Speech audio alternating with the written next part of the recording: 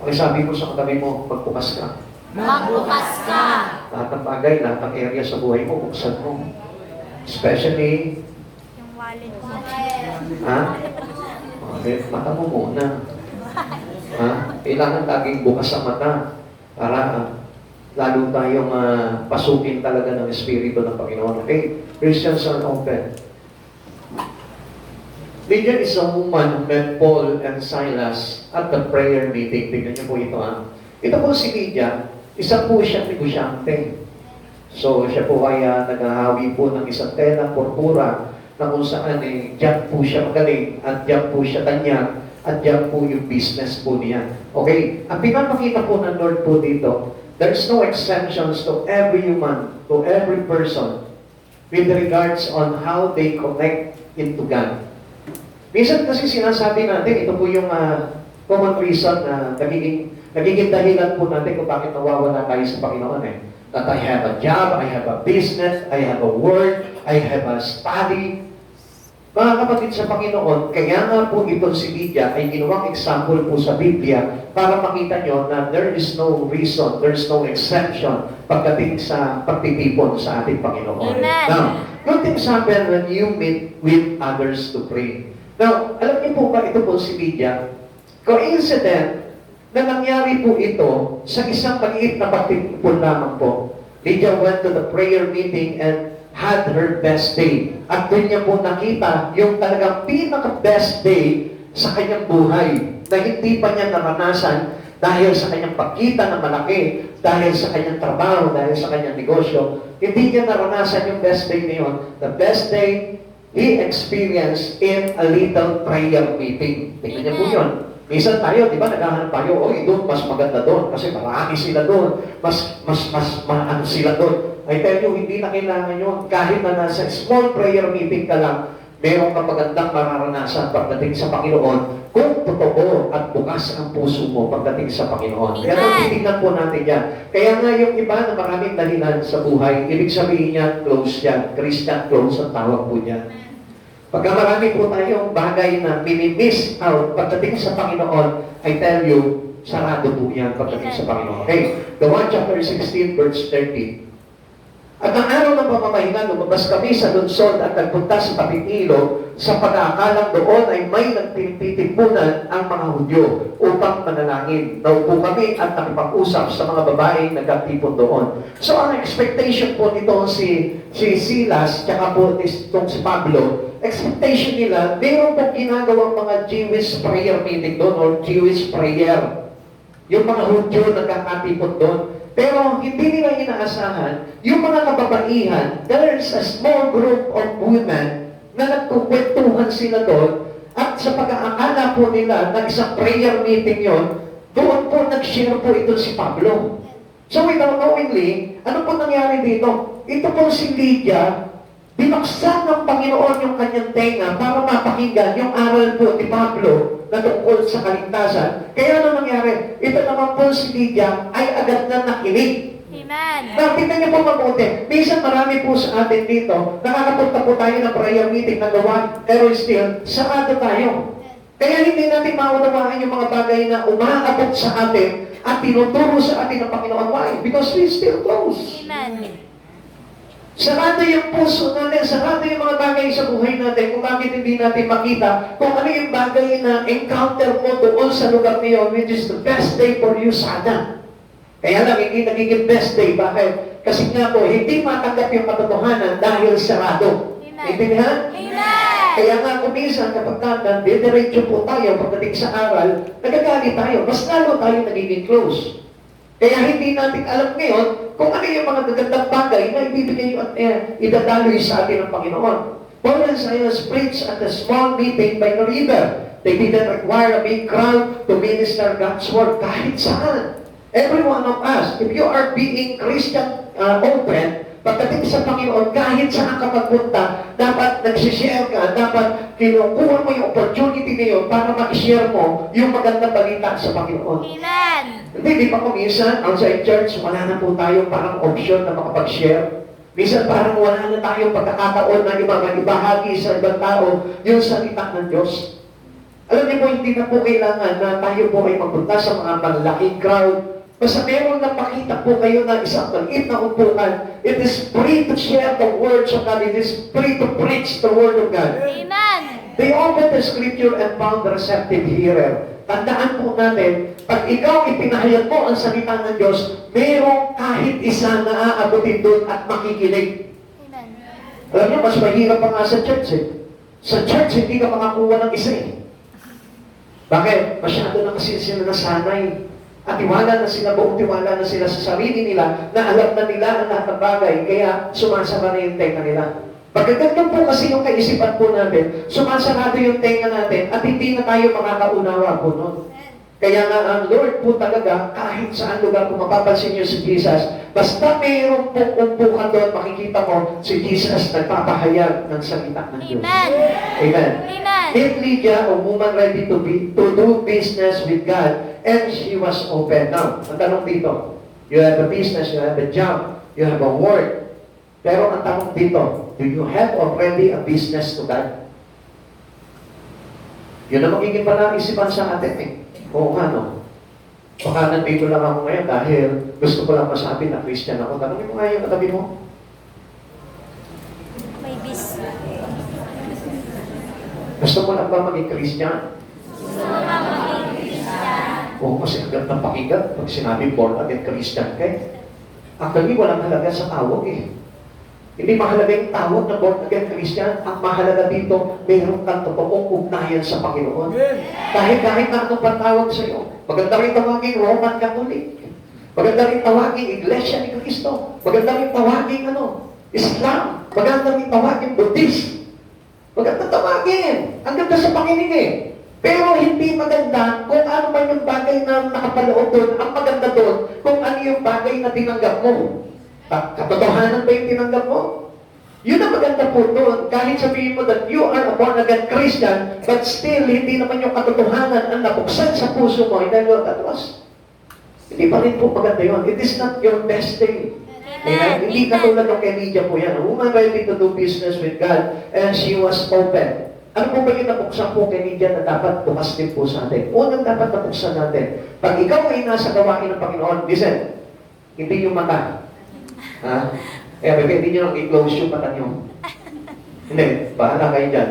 Kasi pag nasumara yung mata mo, pati ito, sasara na rin. Tingnan nyo, ano yung una? Lydia open her ears. Kailangan po sa pag-atin po natin ng gawain patungkol sa pakikinig ng salita ng Diyos, dapat bukas ang tenga. Pakisabi mo sa katabi mo, malaki pa naman ang tenga mo. Kaya lang sarado ang butas. Kaya, buksan mo yung tenga mo. Kailangan bukas ang tenga po natin. Ano po? Kasi kailangan po natin talaga pakinggan ng maigi, mainam, yung salita ng Diyos. Lydia was a businesswoman, a seller of purple. She was a Gentile from Thyatira, now living in Philippi. She had been seeking the Lord, so she came to the Jewish prayer meeting. Take note. Ito po si Lydia, hindi naman po siya Hudyo. He is not belong to a Jewish nation. Siya po ay isang Gentiles. Galing, she's from Europe. So sa madaling salita, from Europe, Gentiles, but still, he know God into her life. Amen. Meron po siyang pagkilala sa Diyos. Pero tingnan niyo po tayo ha. Sabi po natin, I am a born again Christian, but still closed ears. Sarado yung tenga natin. At alam niyo po ba kung anong ibig sabihin po noon? Mas masahol tayo sa Gentiles, mas masahol tayo sa mga Grego, mas masahol po tayo sa mga Romano, sapagkat sarado yung tenga natin. But tayo po ay mga born-again Christian. Eh supposed to be, dapat tayo yung bukas ang tenga sa pakikinig ng salita ng Diyos. Dapat tayo po yung masarap makinig. Amen. Amen? Pagdating sa salita ng Diyos. Dahil ang salita ng Diyos ay para po, sabi po ng Biblia, ito po ay parang honey to our ears. So, ibig sabihin, masarap. Alam niyo po ba nung araw, ito po pulupukyutan ay napakasarap po nito sa paglasa po ng mga tao po nung araw. Alay ngayon, hindi na napapansin eh. Ako na lang nasasarapan ngayon sa honey dito sa lugar natin. Pero I tell you one thing, nung araw, ang sarap-sarap nitong honey na ito. Kaya nga po, alam niyo po, dapat pag nakikinig ka ng salita, para kang umiinom o para kang nakakakain ng honey. Ganun po dapat kasarap yun. O tignan mo nga, parang mangga yung kinakain mo, parang manggang gilaw. Parang sampalok na bubon. Maasin yung mukha. Diba?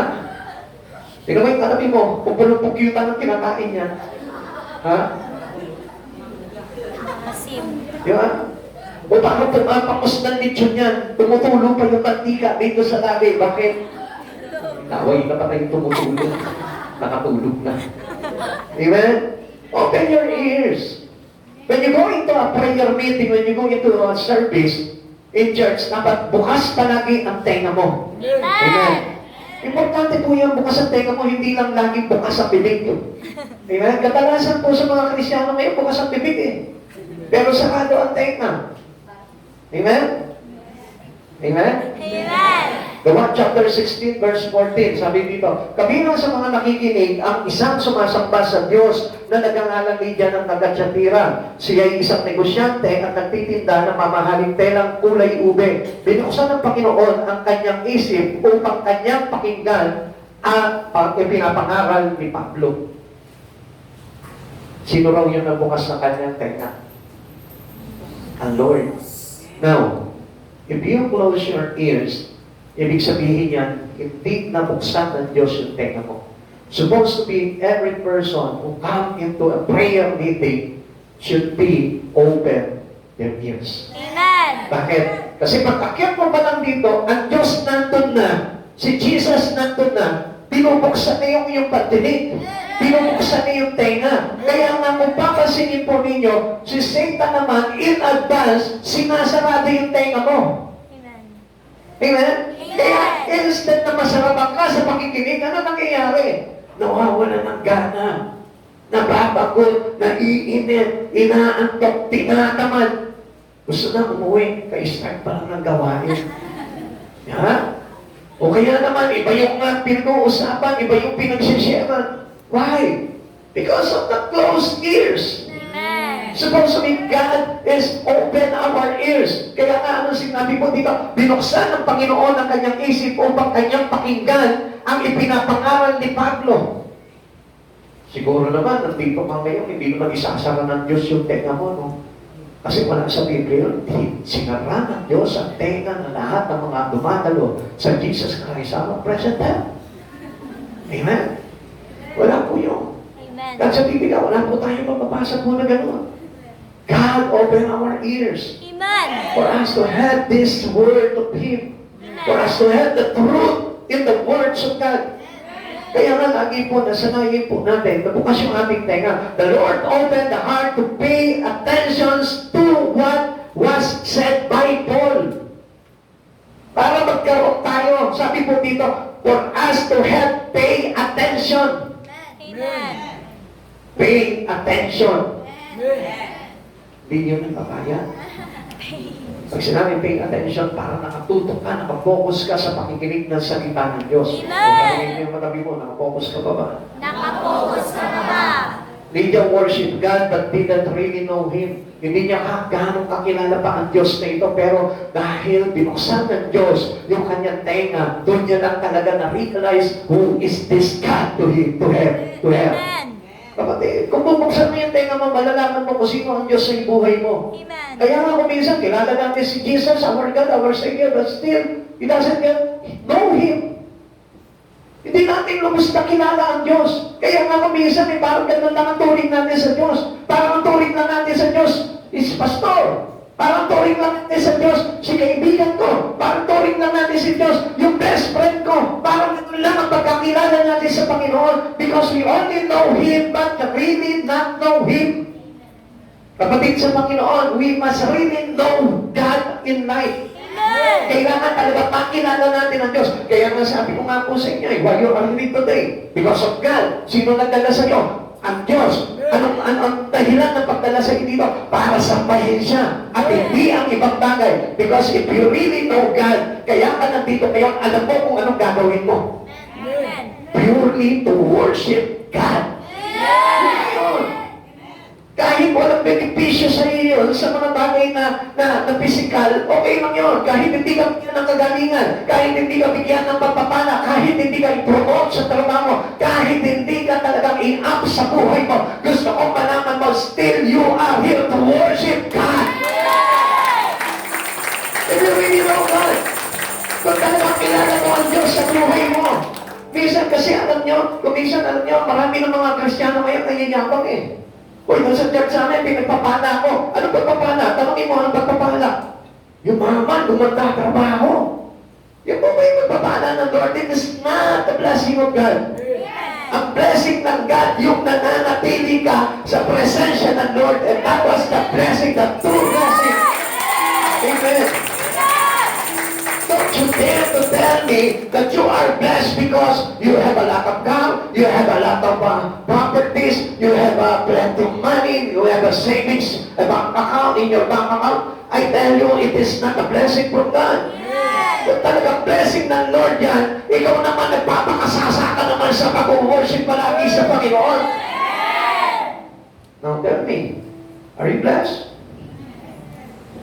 Are you blessed? Hindi nga kayo makapag-worship kanina. Ang tipid yung mag-worship sa Panginoon kanina, ganyan lang kayo. Hindi po blessing yun. Because why we are here? Because we need to worship Him truly with our heart. Kaya nga sabi ko nga sa inyo, buksan niyo yung tingnan po ninyo para maunawaan niyo kung ano po dahilan ng Panginoon bakit ka dinala sa church na ito. Amen. Hindi yan para pagalingin ka, hindi yan para payamanin ka, hindi yan para i-promote ka, hindi yan para iligtas yung mga anak mo, iligtas yung pamilya mo sa mga bagay, sa mga bagay ng makasanlibutan. Nandito ka para iligtas ang kaluluwa mo. Amen. Amen. Amen. Ang sabi ng Lord, what is the profit of man gaining the whole world, but loses his own life? O, ano mapapala mo doon? Sige, dami mong pera, nawala ka naman sa Panginoon. Ang ganda ng trabaho mo, nawala ka naman sa Panginoon. Bilda sa pamilya mo, unti-unti naman, wala ka sa pagsamba mo sa Lord. Kapatid, hindi blessing yun. Kaya ako magpapatotoo kayo, make sure na ikaw ay nananatili tapat sa ating Panginoon. And that was a true blessing from God. Dapat pag nag-share kayo ng testimony mo, I praise God kahit pinayaman ako ng Lord, lagi ako active sa mga bagay sa Panginoon. Yan yun. Hindi, pinagpalak tayo ng Panginoon, but yet you are deactivating your spirit. Patay. Diba? Hindi po yun yung pagpapala ng Lord. Just open your ears to God para na sa mga ma-realize natin what is true. Kung ano talaga yung katotohanan pagdating sa Panginoon. Did you worship God but didn't really know Him? Kahit hindi pa niya gano'ng kilala po si Jesus po noon, pero still, tuloy siya sa pag-worship. Naghahanap siya ng mga prayer meeting, naghahanap siya ng mga kaya nung nakatpuan niya ito si Pablo, tuwa-tuwa siya na binuksan ng Lord yung tenga niya at naniwala siya sa pinapahayag ni Pablo. Many in churches today are like Lydia. Talaga lang ha? Tanongin mo nga yung katabi mo, sabihin mo, katulad ka ba ni Lydia? Katulad ka ba ni Lydia?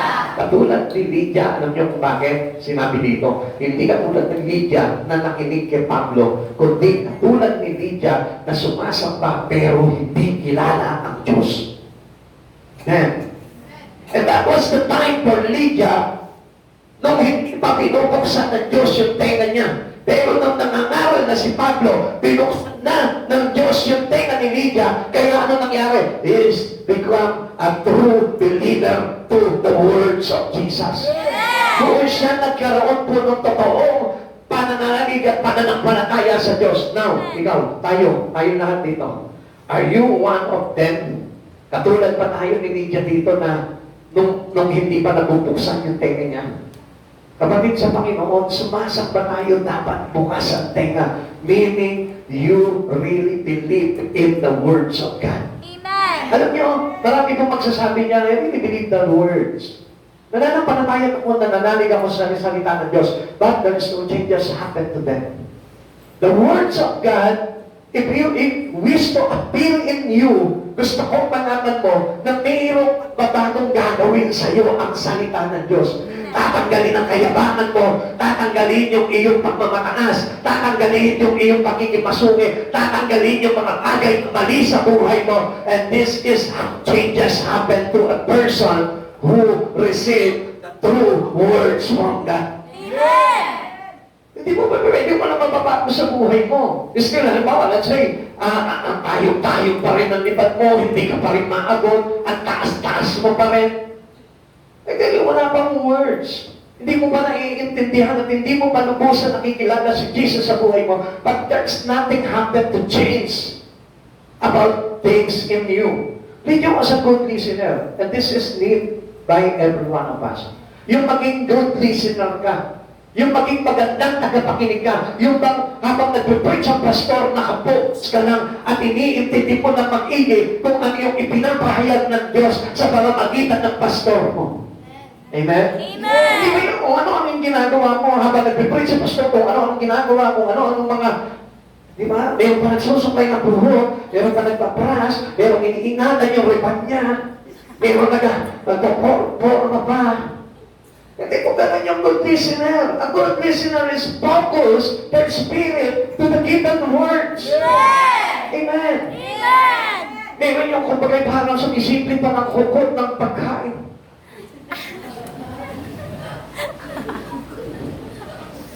No other business in church. Pag nasa church ka, your only business is a business with your God.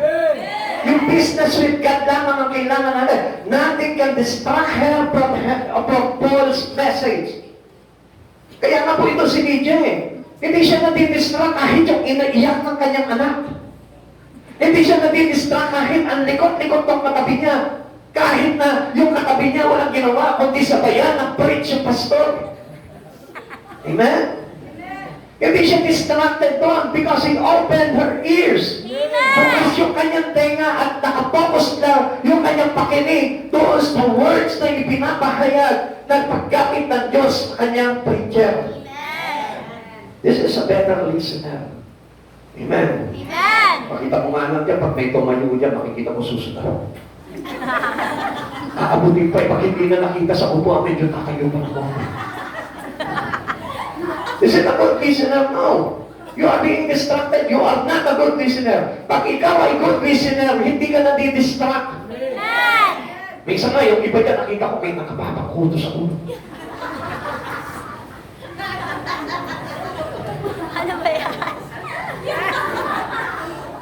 Minsan may ganun pa eh. Hindi mo good listener mo. Yung good listener is focus their ears into the words. Amen. Amen. Many are exposed to good preaching but don't pay attention.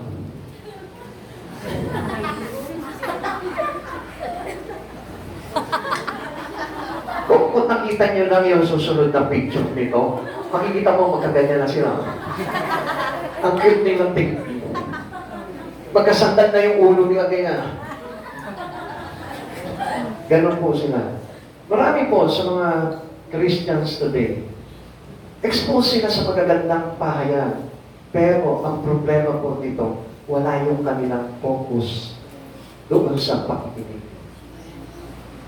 Isa siya, wala namang kwenta yung preaching doon ng pastor. Eh bakit ang ginawa mo? Tulog ako eh. Eh kaya pala walang kwenta eh. Alam mo, tagal ko na nag-a-attend doon sa church niyo, pero parang walang nababago sa buhay ko. Bakit? Eh kasi lagi kami nagkakwentuhan ng katabi ko eh. O so ibig sabihin, wala ka na mababago. Bakit? Yung kwento ng katabi mo, ina-adapt mo, hindi ka kasi bukas na tenga doon sa pakikinig ng salita ng Diyos, kaya wala nababago. Amen. How many sermons have you sat through without really hearing them? Minsan, linggo-linggo, every midweek service, nandito ka, pero ang tanong, makikinig ka ba? Active na active ka sa pag-church, pero ang tanong, nakapokus ka ba? Yun po yung minsan nawawala po sa atin eh. Yung talagang totoong pakikinig sa salita ng Diyos. Kasi pag nakinig ka ng salita ng Diyos, absolutely, babaguhin ang buhay mo. Amen. Hindi ba pwede na nakikinig ka ng salita ng Diyos pero hindi nababago ang buhay mo? Dapat sa simula pa lamang ng iyong pakikinig ng salita ng Diyos, kung nakapokus ka, meron na agad pagbabago na nagaganap sa buhay mo because it is the transplanting the Spirit of Jesus upon your heart. Amen. Itinatanim na, inililipat ng Diyos yung Espiritu niya sa buhay mo para mabuhay ang Espiritu mo. Amen. But yet still, nakikita nyo, marami pa rin mga Kristiyano matatamlay. Marami pa rin Kristiyano, hindi pa rin maitaas yung kamay sa pagsamba sa Panginoon. Marami pa rin Kristiyano, para pa rin mga tuod na nalipasan na mainit na araw. Diba? Nakita yung mga tuod. Kahit daanan mo lang yung daanan yung mga tuod, nakayo lang yan sa init ng araw. Amen. Kapatid sa Panginoon, hindi tayo tuod. Alam niyo po ba yung tuod? Ha? Ano yung tuod? Hindi. Ang tinatawag na tuod, yung punong kahoy na wala ng dahon na tuyo na. Yun ang tuod. Na wala na po talaga dumadaloy na tubig doon sa Kanya. Amen? Amen. That means, yung isang Kristiyano kapag tuod, hindi na dinadaluyan ng Espiritu ng Diyos sa kanyang buhay. Amen. Kaya kahit na anong gawin mo dyan, kahit na pupukin mo ng Bible dyan, hindi na magigising yan. Amen. Naintindihan nyo? Yes, ibig sabihin is a dried spirit. Ganun po yun. Kaya nga, kung ayaw mo maging tuod, focus your ears into your listening. Amen. Sa pakikinig ng salita ng Diyos. Mateo chapter 7 verse 24, kaya ang bawat nakikinig at nagsasatawa ng mga salita mong ito ay may tutulad sa isang taong matalino na nagtayo ng kanyang bahay na ang pundasyon ay bato. So meaning, tingnan niyo po ito, kaya nga ang lalambot ng foundation ng isang Kristiyano, konting dahilan lang wala sa church. Konting bagay lang wala sa church. Bakit? Kasi yung kanilang foundation is not on the rock. Because the words of God itself is Jesus, the rock, our foundation. So meaning, kapag ikay na itatatag sa bato ni Kristo, hindi ka matitinag na kahit na anong mangyari, anumang bagyo na dumating sa buhay mo, o kahit na anumang hamon ng bundok ito, hindi ka matitinag sa kinatatayuan mo. Amen. Hindi napansin mga Kristiyano ngayon, konti pagalit lang ng pastor, uwi. Konti pagalit ng pastor, ayaw. Konti pagalit ng pastor, wala na. Hindi po yun yung totoo na nag-receive ng words of God. Why? Because they close their ears. Amen. Ang isang tao na bukas ang tenga sa pakikinig ng salita ng Diyos, matibay ang pundasyon niyan. Subukin man ang panahon niyan, hindi matitinag yan at hindi mawawala sa kinakatayuan niyang church. Amen. Amen. Ang sabi po ni Jesus, mula sa batong ito, itatatag ko ang aking iglesia. Sino yun? Ikaw. Amen. Sinabi niya kay Pablo, kay Pedro yun. At sino yung sinasabi niya yun? Si Pedro. Amen. Itatayo siya at itatag siya sa bato ni Jesucristo. Now, tayo rin po, tinatayo tayo ni Jesus sa kanyang bato bilang pundasyon natin para na sa gano'n. Hindi tayo basta-basta mahipan ng hangin na parang iba na tinatangay ng hangin kung saan ibig. Kapatid sa Panginoon, ang dami po sa atin, ang daming alibis. Amen. Sabi ni Sister Mahiling, yan na, kasi na si Pastor. Bumibelo na. Marami kasi kami nagpaalam na naman eh. Kapatid sa Panginoon, alam niyo, hindi nakakatawa talaga to. Hindi niyo po alam yung foundation niyo, sinusubok lang ng Lord. Kasi ang foundation talaga na dapat nagamit po natin, yung materials na gamit natin is yung mga materials na hindi natutupok. Amen? Amen. Hindi nayami, hindi kahoy, kundi ginto, mga mamahaling bato. It is compared to the rock of Jesus. Kaya nga hindi po tayo dapat, hindi niyo po ba alam, sinusubok lang kayo. Kaya nakapopos na si Sister Tere. Yes. Because all this reason can be used to us by the devil for us to dismantle. Amen. Hindi niyo po ba alam yun? Para sirain tayo, para lagasin tayo sa ating ugnayan sa Panginoon. Dami ang reason. Kaya nga, kapag sinunod yung lahat ng reason na yun, hindi niyo po ba napapansin? Bakit laging tapat? Tapat sa kuwain, tapat sa mga ministry ko, bakit ko natapat? Bakit hindi pa pwedeng ilihis? Kasi kung ang Lord merong approval doon sa gagawin mo, ililihis ng Lord yan. Amen. Amen? Amen. Tingnan niyo si Pastor kapag nag-outing. Di ba? Yung walang gawain. Amen. Amen? Amen. Oo, ako naman nakakapamasyal pa kami. Pwede naman po yun. Hindi naman masamang mamasyal eh. Kailangan din natin mag-relax. Pero to the point na masasagasaan mo, yung mga bagay sa Panginoon, I tell you the thing. Alam niyo mo, no? Niyayanig kayo. At sinusuko kayo ng kaaway para panggaling kayo talaga sa inyong ministry. Be watchful, not alert. Dapat na tignan niyo po yung mga bagay niyo. Pastor, wala akong magagawa kasi nga, trabaho ito eh. Yes, I know. Pero alam niyo po ba, kung matibay ang pundasyon mo, hindi ka matitinag dyan. Amen. Amen? Amen. Di ba kayo maka-amen yan? Okay, number 2 tayo. The Lord opened Lydia's heart. Yan. Mas iba pa ito. Yung bukas ang tenga mo, mas maninang pa ito na bukas ang puso mo. Those who seek the Lord, find Him. Lahat na naghahanap sa Panginoon, nakakasumpong sa Panginoon. Pero kung sarado ang puso mo, kahit na anong hanap mo sa Lord, hindi mo masusumpungan ng Panginoon. Amen. Kapag bukas ang puso ng isang tao, pagdating sa Diyos, madali niyang masusumpungan ng Diyos sa kanyang buhay. Jeremias chapter 29 verse 13, kapag hinahanap ninyo ako, ako'y inyong matatagpuan kung buong puso ninyo akong hahanapin. Buong puso means you have a heart for God. Amen. Lord, hinahanap kita ngayon ng buong puso. I worship you with all my heart. I serve you, Lord, with all my heart. Hindi po ganun yun. Before you do anything for the glory of God, prepare your heart open to Him. Umpisahan mo muna sa puso mo. Meaning, ito munang puso mo kailangan buksan. Kung maglilingkod ka sa Panginoon, madali ka maglingkod sa Panginoon, kahit hindi bukas ang puso mo, pwede ka sabihin lingkod. But yet still, doon tayo sinusukat ng Lord kung talagang totoong lingkod ka. Because a true servant of God, he gives first his heart to God. Amen. Binibigay niya una yung kanyang puso sa Panginoon. Kasi, ano simple po na maglilingkod ka sa Panginoon pero sarado ang puso mo? Kasi walang papasok po doon at hindi po yung mga bagay kay Kristo and it is not abundantly having whatever giving us God into our heart. Now, kung papansinin po natin, kailangan yung maging abundant dito sa puso natin si Christ. Amen. Hindi yung ibang bagay kasi itataboy ka pa rin ito. Kung ang puso mo ay hindi nabuksan kay Kristo, ano yung magiging abundantly here in our heart? Nothing. Wala. Yung mga bagay na makasanlibutan pa rin, kaya ang gagawin mo pa rin, what is abundant to your heart, speak out. Amen. Yung pa rin yung magaganap sa buhay po natin. Kaya, how can we seek God in your life? How can we find God? Hindi natin matatagpuan ang Panginoon sa buhay po natin kung ang laging laman ng puso po natin yung mga bagay na makasanlibutan. Kaya nga, to open your heart is to focus your heart into Christ Jesus. Para maging bukas yung puso mo, buksan mo yung puso mo at i-focus mo yan kay Jesus. Amen.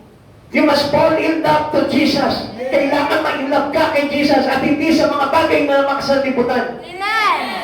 Kaya nga sabi nga po natin dito, pangalawa lang ang asawa mo sa Panginoon. Una sa lahat, ang dapat na ibigin mo ang Diyos sa buhay mo. Paano pa kaya kung pangatlo na o pang-apat na si Jesus? Unang minahal mo, asawa mo. Pangalawa, yung negosyo mo. Pangatlo, yung ari-arian mo. At pang-apat na lang si Jesus. Wala na, ang layo na ng place ni Jesus sa buhay mo. And how can you open your heart to Jesus? Amen.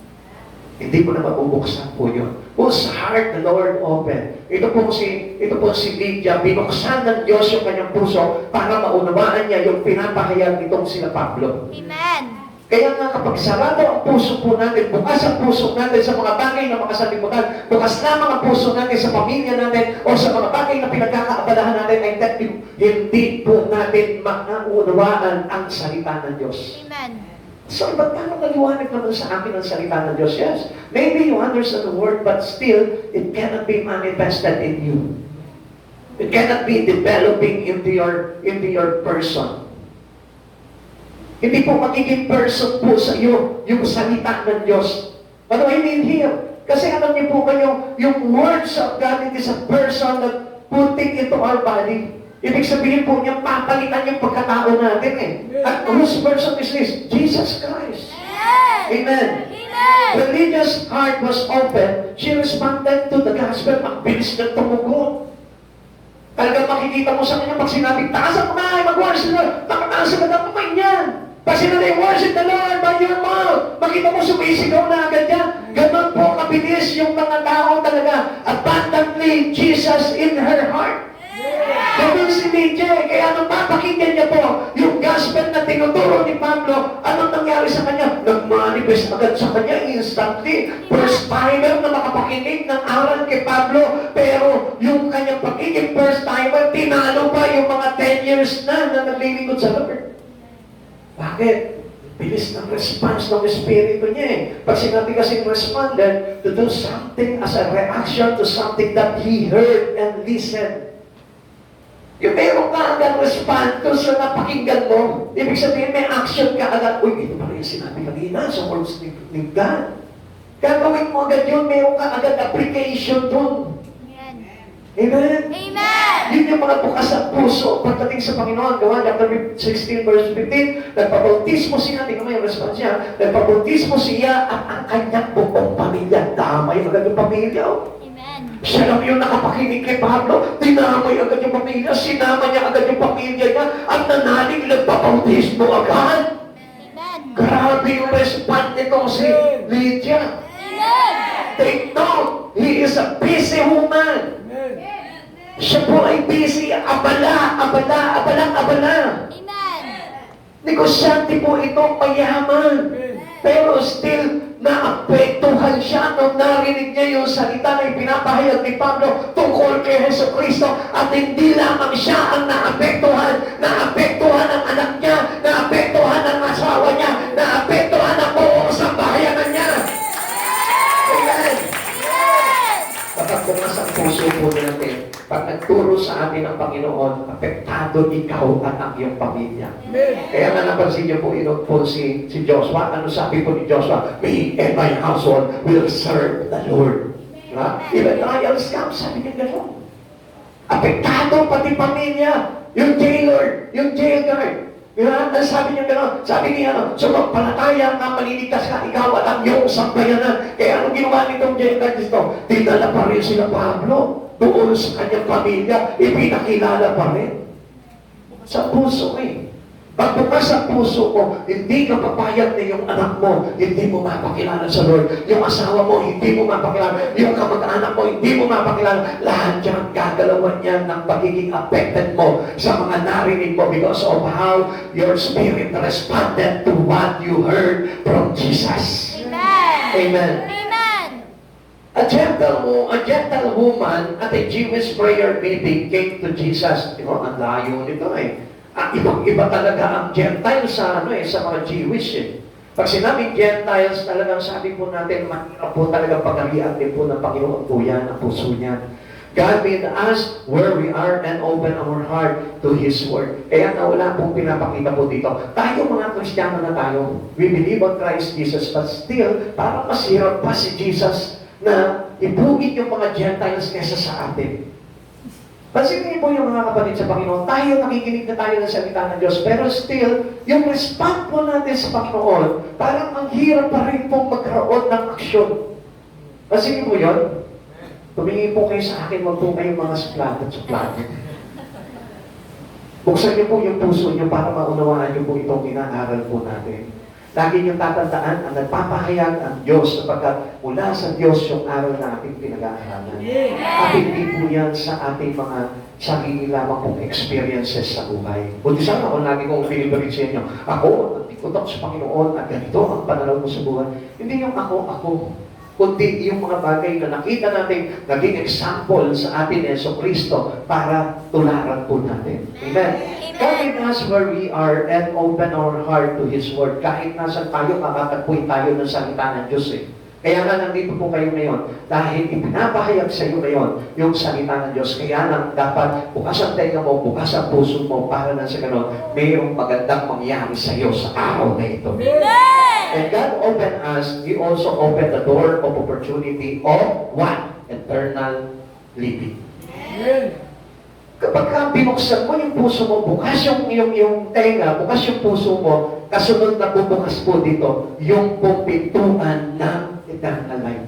Amen? Bubukas yun. Pag binuksan mo yung bagay niyan, yung puso mo, yung tenga mo, pagdating sa Panginoon, bumubukas na rin yung tinatawag na buhay na walang hanggan sa buhay mo. Pahayag chapter 3 verse 8, alam ko ang mga ginagawa mo, alam kong kaunti lamang ang iyong kakayanan, ngunit sinunod mo ang aking salita at naging tapat ka sa akin, kaya binuksan ko para sa inyo ang isang pinto na hindi maisasara ni numan. Di na kailangan na magaling ka. Ang importante lang dito, yung pagbukas ang puso mo, bukas ang tenga mo, dahil ang Diyos nagbubukas ng isang pintuan para sa buhay na walang hanggan para sa iyo. Amen. Isipin mo po yun, kapag pagbukas ang tenga mo sa salita ng Diyos, bukas ang puso mo sa salita ng Diyos, bumubukas ang buhay na walang hanggan. Pansinin mo naman, pag pinaligtad mo yun, sarado ang tenga mo sa words of God, sarado ang puso mo sa words of God, meron pa rin bukas sa iyo ang pintuan ng Hades. Pinto ng impyerno. Amen? Because you reject the words of God eh. If you reject the words of God, you reject Christ Jesus. You reject your salvation. A certain woman, sabi ko dito, found the Savior and surrendered all. Tingnan niyo yung response niya, dahil bukas ang puso, natagpuan niya ang kanyang tagapagligtas at isinuko niya ang lahat. So meaning, surrendered all, open all. Amen? Bumukas na ang puso mo. Listen, maganda pakinggan po ito. Pag bumukas na yung puso mo para kay Kristo, bubuksan mo na lahat para sa Diyos. Amen. Ang puso, yan na mahirap.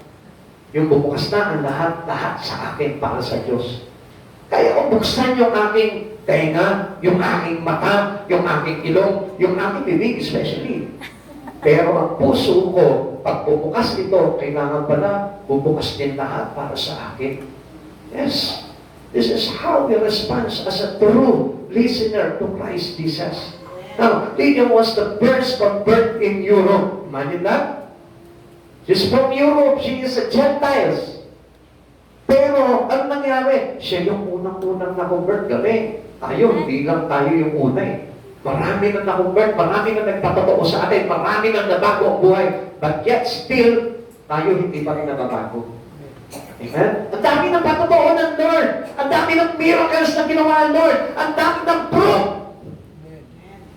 But yet still, we are doubted. Doubt pa rin tayo sa pagiging Kristiyano natin. Why? Because our hearts still close. Sarado pa rin eh. Buksan mo yung puso mo sa oras na ito, makikita mo. Makikita mo lahat ng mga preba na kung saan napakagaganda ng ginawa ni Jesus sa mga taong ito. Kaya hindi nyo po napapansin, parang walang impact sa atin yung words of God. Halimbawa yung istorya ni Lydia, parang walang dating sa akin. Wala na.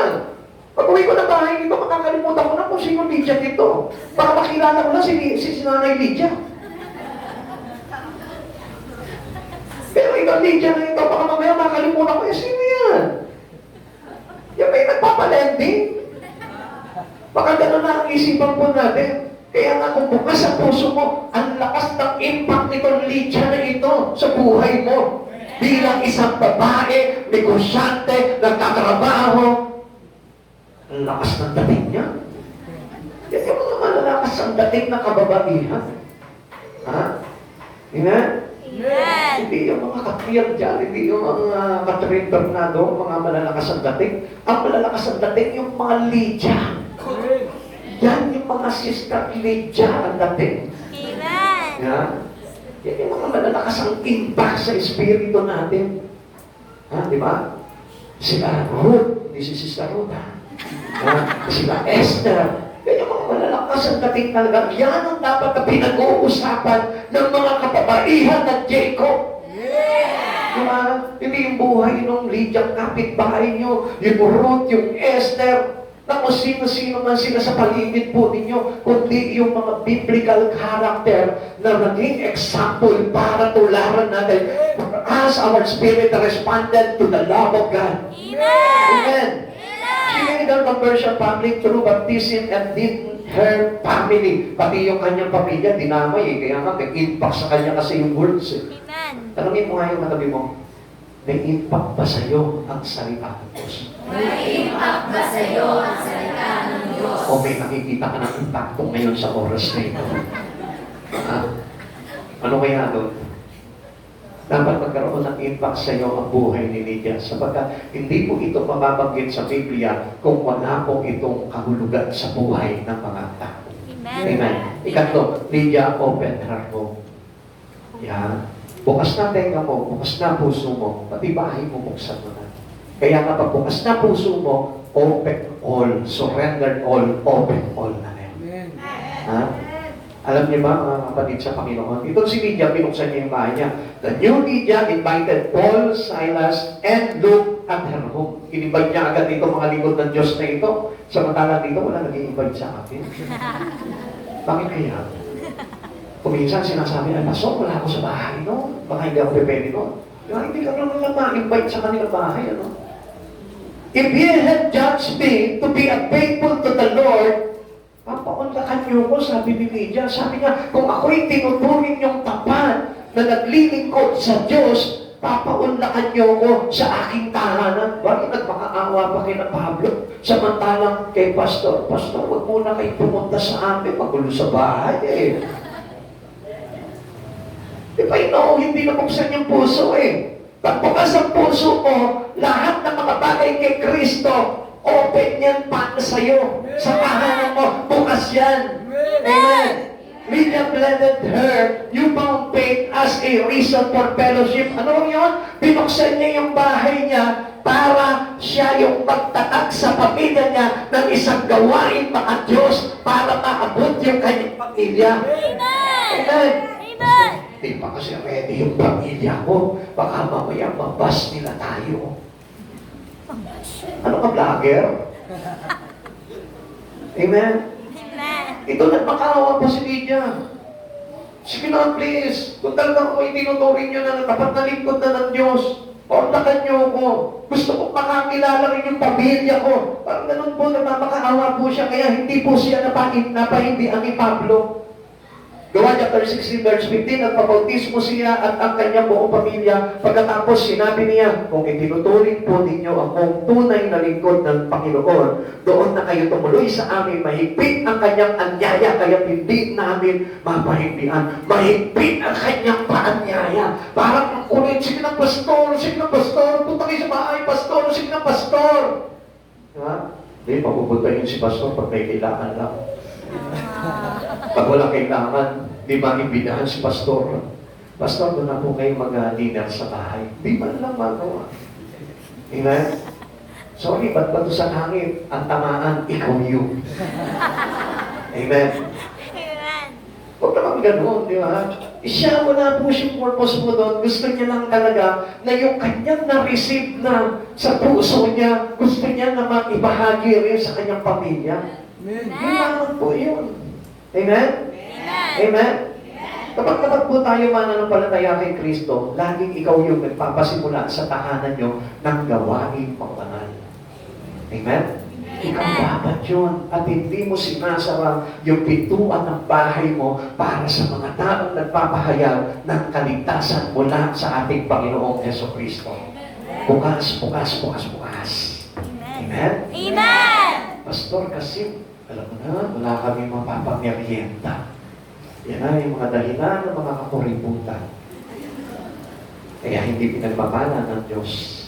Ya? Pastor, ay alam ko naman, pag inanyaya kita sa bahay, may elbow dapat. Ay nga, upiral na ang mga makademonyong isipan. Ya? Hindi naman sinabi nitong babae na ito. Pablo, Silas, Lucas, alin kayo sa bahay. May LO ako sa inyo. Hindi naman sinabi yun eh. Sa gusto niya lang na matungtungan ng mga lingkod ng Diyos yung kanilang tahanan. Alam niyo po ang ibig sabihin nun? Ito yun. Hospitality is the powerful means of witness. Yan, yung pagiging hospitality natin. Kaya nga, without hospitality, na hospital. Patutawin mo kasi yung pagpapala ng Diyos sa tahanan mo, which is the Word of God, para na sa ganun maitaboy lahat ng mga cost ng hospital. Galing na? What do I mean here? Lahat ng mga sumpa sa buhay ng pamilya at sa tahanan mo, may wawaksi yun. Pag pinapasok mo sa tahanan mo, yung salita ng ating Panginoong Heso Kristo. She wanted her family and neighbors to know what had happened. Kung ano yung nangyari sa kanya, gusto niya rin mangyari po dito sa kanyang pamilya. Ikaw, ayaw mo bang mangyari sa pamilya mo kung ano yung nangyayari sa iyo? O huwag mo nang ipangyari. Kung hindi ka tapat sa Panginoon, walang pangyari. Pero kung tapat ka talaga sa Panginoon, na nagbukas ka ng pintuan ng puso mo para sa Diyos, iparanas mo rin yan sa pamilya mo. Amen. This saleswoman constrained this preacher to come to her home. Pinilit niya, kinulit niya. Amen. Nagawa mo na ba yun? Ayan na, nagkakatinginan na sila. Hindi ko pa nakinulit si pastor na pumunta sa bahay. Pagandahan lang. Pero pag walang handaan, walang okasyon, hindi ko maibigyan si pastor. Pag Bible study lang, pag prayer meeting lang, hindi ko maibigyan si pastor. Yun po yung kailangan natin eh. Hindi naman mahalaga yung pagkain doon eh. Si Jesus nga, sabi niya kay Martha, umaligali ka Martha. Tumigil ka ng kakaluto ko niya, makinig ka sa akin. Amen? Hindi mahalaga yung merienda. Ang mahalaga doon, yung respond natin dahil bukas ang tahanan natin para sa mga bagay sa Panginoong Yeso Cristo. Amen. Mateo chapter 10, verse 40 to 42. It's isang bagay na naramdaman po nitong babae na ito. Ang tumatanggap sa inyo ay tumatanggap sa akin, at ang tumatanggap sa akin ay tumatanggap sa nagsugo sa akin. Ang tumatanggap sa isang propeta dahil sa ito'y propeta, tatanggap ng gantimpala na uukol sa propeta. At ang tumatanggap sa isang taong matuwid dahil sa ito'y matuwid, ay tatanggap ng gantimpala na uukol sa taong matuwid. Tandaan ninyo, sino mang magbigay ng ahit isang basong malamig na tubig sa isang mga maliliit na ito dahil sa siya'y alagad ko, siya'y tiyak na tatanggap ng gantimpala. Amen. Alam niya yun. Di ba? Alam niya na pagka yung mga lingkod ng Diyos, pinapasok niya, pinatuloy niya sa tahanan niya, alam niya na yung blessing ng Lord dadaloy din sa buhay. Amen. Amen. Amen. And what is the blessing from the prophet? What is the blessing from your pastor? The blessing from your pastor is the spiritual blessing that coming from God. Amen. Eh, pastor, pag gano'n, lagi kita pinapatuloy sa tahanan ko, bakit ngayon hindi pa ko yung mayaman? Kasi hindi naman yun ang usapan talaga dito eh. Kaya nga sabi niya dito eh, magbigay ng isang basong malamig na tubig. Ano ibig sabihin nun? Yung malamig na tubig na yun, ibig sabihin nun, pagkakait ba natin yun? May halaga ba yun? May value ba yun? Wala eh. Walang value yung binigay mong yun, pero yung value yun, it is about water. Amen. The living water that flows into our heart, which means life. Si Jesus. Yun yung true blessing na dapat kakagapin mo sa tahanan mo. Yung conversion ng pamilya mo, yung kaligtasan ng mga anak mo, yung kaligtasan ng asawa mo, ng nanay mo, ng tatay mo, ng lolo mo, ng mga kamag-anak mo, ng lahat ng tao na nasa tahanan mo. That was the blessing that we received. It is the great reward. Kapag lagi po natin inaanyayahan para mag-preach sa pamilya mo, yung iyong pastor, para magbahagi ng salita ng Diyos, yung iyong pastor, yun yung blessing po doon. Amen. Amen. Amen.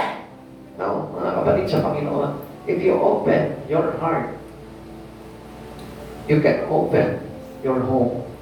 And if you open your home, I wish that everything in your home will be open to God. Amen? Amen. Nagbukas ka ng tahanan mo, pero ayaw mong buksan yung rep mo. Nagbukas ka ng tahanan mo, pero ayaw mong buksan yung kahadiyero mo. Nagbukas ka ng tahanan mo, pero hindi mo binuksan yung pintuan ng sasakyan mo. Hindi mo binuksan yung pintuan ng kwarto kwarto nyo, hindi mo binuksan yung pintuan ng wallet mo, hindi mo binuksan yung pintuan ng puso ng pamilya mo. I wish that everything in you open to Jesus. Amen. Yun yung kailangan natin. If you surrendered all to Jesus, you will open all the things in you for Jesus. Amen. Amen. Amen. Lahat yan, open yan. Dahil pagbukas na ang puso mo, lahat ng bagay sa buhay mo na meron ka, bukas na rin yan para sa Panginoon. Yung talento mo, bukas na sa Lord yan. Yung oras mo, bukas na sa Lord yan. Liliwanagin ko lamang po sa inyo para maintindihan nyo. Bukas sa Lord yan, hindi bukas na Lord. Hindi bukas ka na Lord. Hindi bukas na sa ka na Lord. Bukas na kay Lord lahat ng bagay meron ka sa buhay mo. Amen. Hospitality is a wonderful way to show Christian love. Kasi ang love ka na eh. Kaya lahat bumubukas na para sa Panginoon. Hindi ka na magdadamot sa Panginoon ng mga bagay-bagay sa buhay mo. Even your time, hindi mo na yung magdadamot yan. Minsan nga, madamot tayo sa Panginoon eh. Gusto natin, mag-church lang tayo, pero sagot pa ng Diyos ang pag-church natin. Gusto nga natin, may church tayo maganda, pero hindi naman tayo naging part ng pagpapaganda ng church natin. Gusto natin, malamig yung church natin, pero wala naman tayo bahagi sa lamig na nararamdaman natin sa church natin. What do I mean here? Be a part of your church. Be a part of the things in Christ Jesus. Amen. If you truly open all to Jesus, open every things that you have in your life for Jesus. How many of the family of God have you invited to your home? Ilan na po ba? Let's make our home centers for fellowship and evangelism. Gamitin mo yung tahanan. Paggamit mo sa Panginoon yun.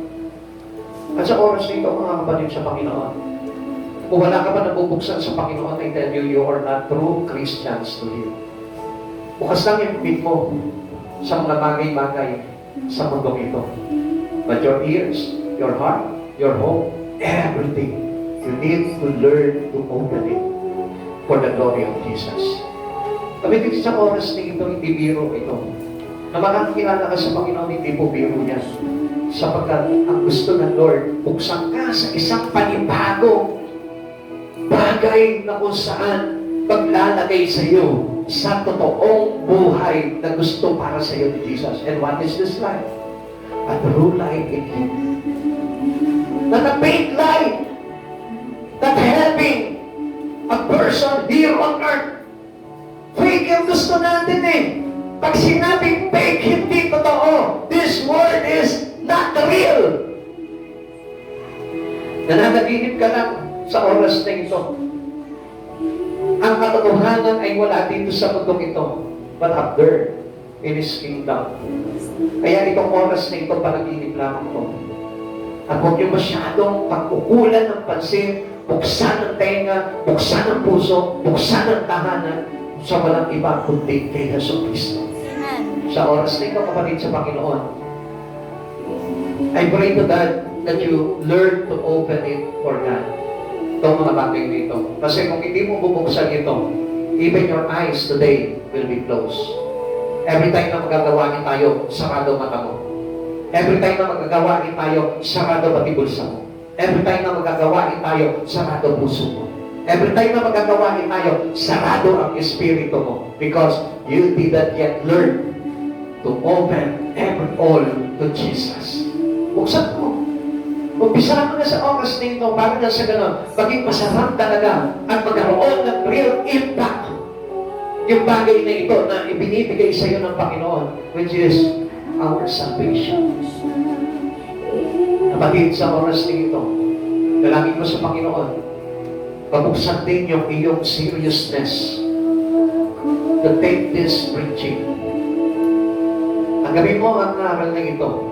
Kung talagang para sa Panginoon, tatanggapin mo to at isabubuhay mo ang mga bagay dito. Para na sa ganon, makapasok si Jesus na maluwalhati sa puso mo. At na sa ganon, magkaroon ka ng buhay na walang hanggan pagdating ng araw. Tayo,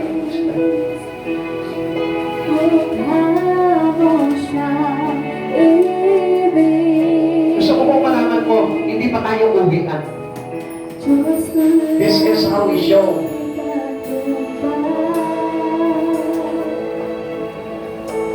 The very best day that we receive from our God. This is how we show our great worship to God. Maybe yung parang nagmamadali na yung espiritu mo dahil gutom ka na. Nagmamadali yung espiritu mo dahil napapagod ka na. Nagmamadali yung espiritu mo dahil ayaw mo na. Hindi inaayawan ang mga bagay sa Panginoon. Sapagkat kung ikaw ay talaga may puso sa Panginoon, you really want to give everything in your life to Jesus. With all your heart, with all your strength, with all your spirit, you will give it to God. Because God is the thing that we give ever into our heart. Purihin po natin ang Panginoon. Let us worship the Lord our God. If you guys put your heart into our worship,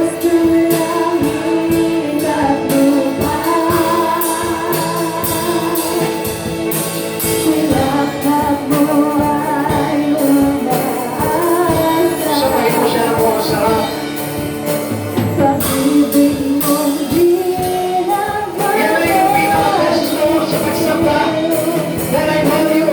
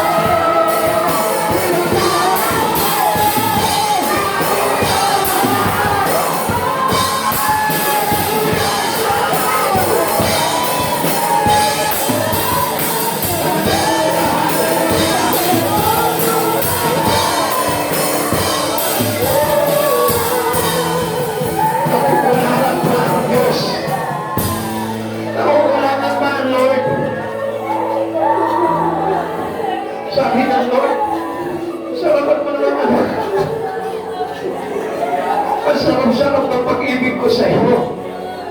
Pero ayaw mo sarapan yung pagpupuri mo.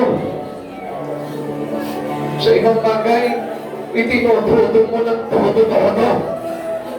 Pero pagdating sa akin, sabi ni Jesus, nililimitahan mo ako.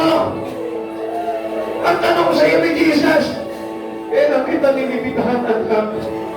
Sa mga bagay na pinapanalangin mo, nililimitahan lang kita kapag itubungan ito ay ang pagkawala mo para sa akin. Kapatid, yung pag-worship mo, hindi ka mawawala sa Diyos. Huwag mo ang limitahan yan. Ibigay mo ang todo. Pinapapala ka ng Diyos.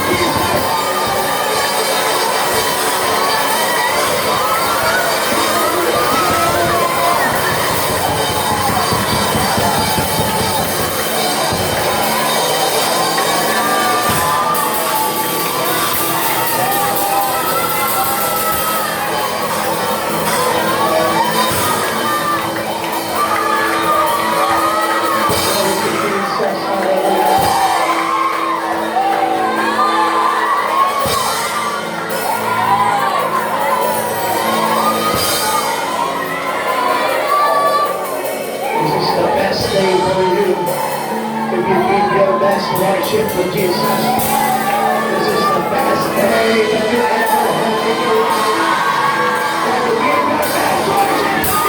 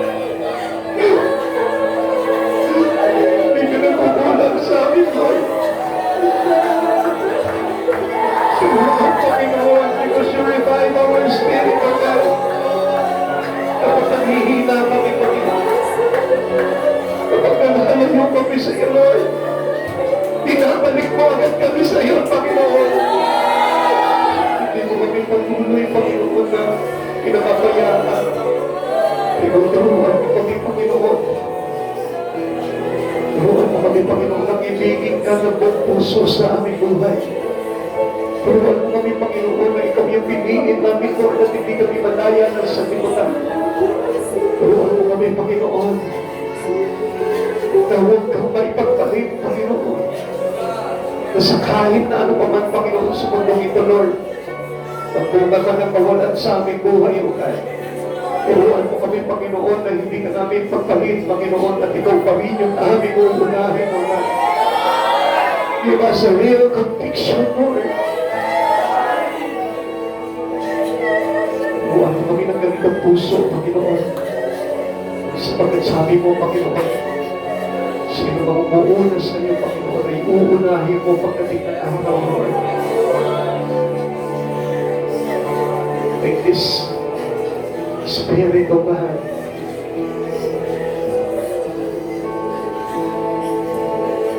let your Spirit be my Spirit, O God. Let your Spirit be our Spirit, O Lord. Ilagay mo sa amin, Panginoon, yung Espiritu mo, Panginoon Jesus, upang ikaw yung Diyos na mapahalagahan namin sa aming mga puso.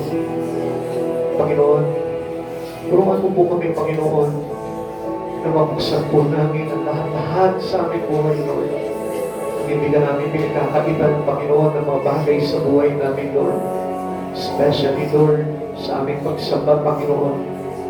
Ikaw yung Diyos, Panginoon, na mapaglalagakan namin, Panginoon, ng pinakamasarap na papuri, pinakamasarap na pagsamba. Ang iupo lamang namin sa iyo, Lord. Panginoon, maraming salamat po sa gabi nito, God. Alam po namin, Panginoon, na mayroong kang magandang bagay na gagawin sa bawat isa sa amin, Lord. Especially, Panginoon, sa mga tao na narito ngayon na hindi ka lubos pa kami kilala, God. Alam ko nagpapakilala ka sa kanila ng todo, Lord. Alam ko na nagpapakilala ka, Panginoon, ng buong puso sa buhay ng bawat isa, O God. At sa oras nito, Lord, turuan mo kami magbukas ng tenga, magbukas ng puso, magbukas ng tahanan, magbukas ng lahat-lahat sa aming Panginoon ng walang takot, Panginoon. Kung ito'y para sa iyong kapurihan, Panginoon, Lord, hindi kami matatakot. Sapagkat nananalig kami sa iyo, Panginoon, ng buong puso, Lord. Lord, katulad ng iyong mga lingkod, na kung papaano sila tumanggap sa iyo, Lord, tanggapin ka rin namin, Panginoon, ng buong katapatan. Panginoong Jesus, maraming salamat po, Lord, sa iyong biyaya, sa mga aral, sa Espiritu mo, Lord, na ipinalaganap mo sa oras nito, God. Maraming salamat, binamit mo, Panginoon, ang sarap ng aming pagsamba sa iyo, God, na hindi namimimitahan mo, God. Panginoon, hiling ko na ang buhay na ito na nais mo para sa amin, O God, ay manatili ito, Panginoon, hanggang sa aming pagharap sa iyo, Lord, in preparations, O God, for our meeting to you, Lord. Panginoon, maraming salamat po, Lord. Kaya mong kawilihan po namin lahat ang mga bagay na ipinagkakaloob po sa amin, O Lord. Especially, Panginoon, ang aming pagsamba sa iyo, Panginoon Jesus. Maraming salamat po. Buti po rin po yung aming mga ibang kapatiran, O God. Lord, lagyan mo po sila ng pusong bukas pagdating sa mga bagay sa iyo, Lord, upang makasunod sila sa mga bagay na kalooban mo. Panginoon, maraming salamat po. Pagpalain mo po kami sa Espiritu at sa katotohanan. Pagpalain mo rin po kami, Panginoon, sa bawat araw na aming pangangailangan. Maraming salamat po, Blessed Church, O God. At kaya po, Panginoon, lumago pa sa Espiritu, Panginoon, ang Church na ito, God. Salamat sa iyo, Panginoon Jesus, sa ipo namin binabalikan na kapapurihan, karangalan, at kadakilan sa pangalan mo po lamang, sa pangalan ni Yesu Cristo, aming manunubos, tagapagligtas. Amen and amen. Ang